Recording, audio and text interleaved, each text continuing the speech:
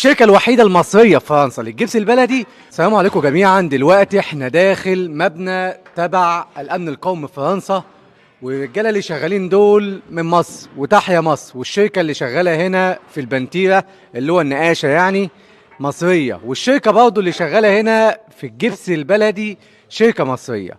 فيلا بينا دلوقتي نعمل لقاء مع صاحب الشركة ونشوف بيعمل ايه في فرنسا. الشركة الوحيدة المصرية في فرنسا للجبس البلدي، والشركة الوحيدة المصرية اللي بتنافس البرتغاليين والرومانيين. دلوقتي لقاء مع ميسيو سامح ابو زيد صاحب شركة ستاف ديزاين للجبس البلدي بفرنسا. السلام عليكم. وعليكم السلام ورحمة الله وبركاته.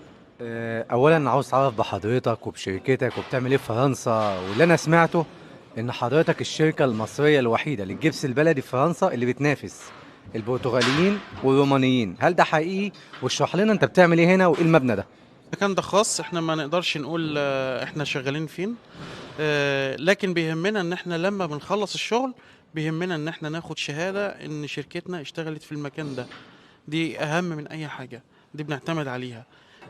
بنبقى حريصين جدا ان احنا نعمل الشغل على اعلى مستوى من الكفاءة عشان ناخد كلمة شكر.